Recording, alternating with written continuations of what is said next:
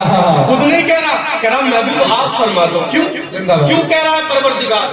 اس لیے اللہ تبارک و تعالیٰ تیرے امتیوں کی اوقات نہیں مجھ تک آ جا، تیرے امتیوں کی اوقات نہیں مجھے دیکھ لے، اور میری شان نہیں کہ میں ان کے قریب جا کر احوال ظاہریہ میں ان کے سامنے ہو کر انہیں بیان کروں. تو فرما دے اس لیے کہ میں نے تجھے اپنے اور تیری امت کے لیے میں نے ایک رسی کو تیار کیا، وسیلے کو تلاش کیا، اور وہ اللہ تبارک و تعالیٰ تلاش سے بھی پاک ہے. اللہ تبارک و تعالیٰ نے اپنے محبوب کو پیدا فرما دیا. محترم حضرات، میں نے کیا کہا تھا؟ پیر کیا ہے نبی کا؟ کہتے ہیں لوگوں نبی کا پیر کسی شے پہ لگ جائے تو وہ چیز جنت کی چھت سے اعلیٰ، جنت سے اعلیٰ، زمانے سے اعلیٰ، دنیا سے اعلیٰ، عرش سے اعلیٰ، فرش سے اعلیٰ. آپ کہیں گے پھر ہے کیا؟ میں کہوں گا لوگوں اللہ کے نبی کی آنکھ کی بات نہیں کر رہا، باتوں کی بات نہیں کر رہا، سماعتوں کی بات نہیں کر رہا، مصطفیٰ جان رحمت کی تاثیر کے نور کی بات نہیں کر رہا، صرف قدم کی بات بھی نہیں کر رہا، قدم پر لگنے والی چٹائی کی بات کر رہا ہوں. سبحان اللہ، سبحان اللہ. کسی چیز کی بات نہیں، نبی کے قدم کی بات نہیں. اب ذرا غور کیجئے، میرے نبی کونین کے لیے کہا جاتا ہے مصطفیٰ کا قدم روئے زمین پر کسی چیز پر لگ جائے نا تو اللہ کے نبی کونین صلی اللہ علیہ وسلم کے قدموں کی برکت سے اللہ اس کو جنت سے اعلیٰ بنا دے. اب ذرا توجہ رکھنا، اگر تمہارے دلوں میں واقعی گوشت کا لوٹھڑا ہو، پتھر نہیں ہے نا، بلکہ تو مصطفیٰ کے نام سے تو پتھر بھی بولنے لگتا ہے.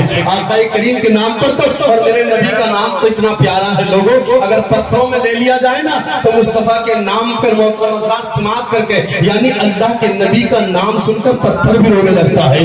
مشکل کے راستے آسان ہو گئے، دشمن یہ دیکھ کر حیران ہو گئے. اور رکھا میرے نبی نے جو دنیا پر قدم رکھا، میرے نبی نے جو دنیا پر قدم، پتھر بھی کلمہ پڑھ کے مسلمان ہو گئے. محترم حضرات، میرے نبی کونین کے پیر کی بات نہیں کر رہا ہوں، گھٹنوں کی بات نہیں کر رہا ہوں. وہ پیر جس کے لیے حضرت علامہ ابو طفیل کہتے ہیں لوگوں مصطفیٰ جان رحمت کے قدم بڑے اچھے تھے، درمیانی تھے. کیسے تھے؟ کہتے ہیں بیچ میں ان میں گوشت نہیں تھا. یہ میرے نبی کی تعریف کر رہے ہیں. تعریف کا انداز انوکھا ہے، تعریف کا انداز نرالا ہے. لیکن تم بھی مصطفیٰ کی تعریف کیا کرو نا تو آقا کریم کی محبت میں جھوم جایا کرو. آقا کی تعریف اس انداز میں سنا کرو اور کہا کرو خیال طیبہ مجھے بے قرار کرتا ہے اور نبی کے ذکر کا دل انتظار کرتا ہے. خیال طیبہ مجھے بے قرار کرتا ہے اور نبی کے ذکر کا دل انتظار کرتا ہے. اور کوئی کرے نہ کرے ذکر شافع محشر پر نبی کا ذکر تو پروردگار کرتا ہے.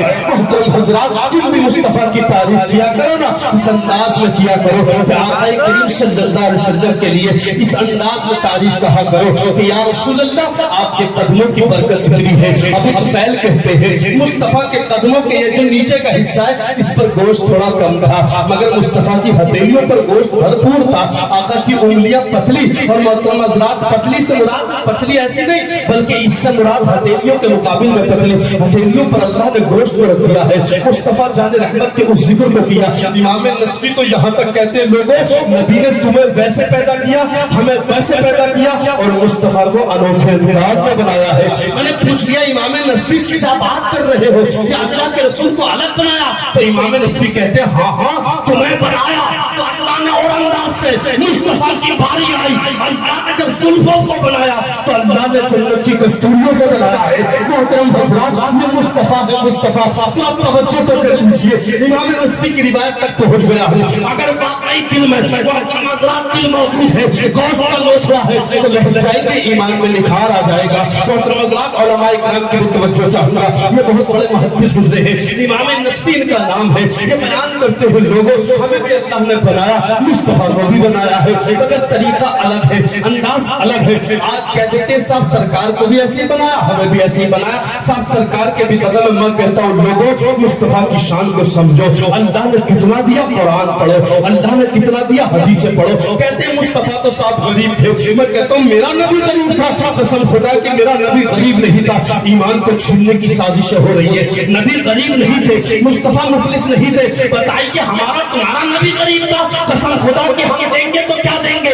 کسی کو پیسہ دیں گے, کسی کو روپیہ دیں گے, مگر میرا نبی ہے کہ دیتا بھی ہے, ساتھ میں دعائیں بھی دے دیتا ہے, اور کہتا ہے مانگتا تو ہو مانگتا, شاہوں میں دکھا دو جس کو میرے سرکار سے ٹکڑا نہ ملا ہو, اور آتا ہو فقیروں پہ انہیں کچھ پیار ایسا خود بھیک دے اور کہے منگتے کا بھلا ہو. محترم حضرات, کوئی دے گا بھی تو کیا دے گا, مگر میرا نبی دیتا ہے نا, قسم خدا کی مانگنے والی کی جھولی تک ہو جاتی ہے. مصطفیٰ کا دیا ہوا سامان ختم نہیں ہوتا. محترم حضرات, یہاں روایت کو ہی سنا رہا ہوں, بات روک کر کے بات آ گئی, ایک بات بیان کر دو. امام حسین کا نام سنا ہے نہیں سنا ہے؟ امام حسین سے حاتم طائی کے پوتے نے کہا تھا. محترم حضرات, واقعہ سنانا مقصد نہیں, مقصد یہ ہے کہ مصطفیٰ کیا دیتے ہیں, آقا کا دینے کا انداز کیسا ہے. امام حسین نے محترم حضرات ان سے بات کی, حاتم طائی کا پوتا بولا جانتے ہو میرا دادا ہے دادا. کہنے لگے ہاں تیرا دادا ہے. انا میرے دادا کے دروازے 8 ہیں. کتنے ہیں بھائی؟ 8 ہیں. 8 دروازوں سے بھکاری آتا ہے, دے دیتے ہیں. پہلے پاتا ہے دوسرے پہ دیتے ہیں, دوسرے پاجا دوسرے پہ بھی دے دیتے, تیسرے پاس بھی دے دیتے, چوتھے پہ بھی دیتے ہیں. جانتے ہو بیان کیا کرنا چاہتا ہے؟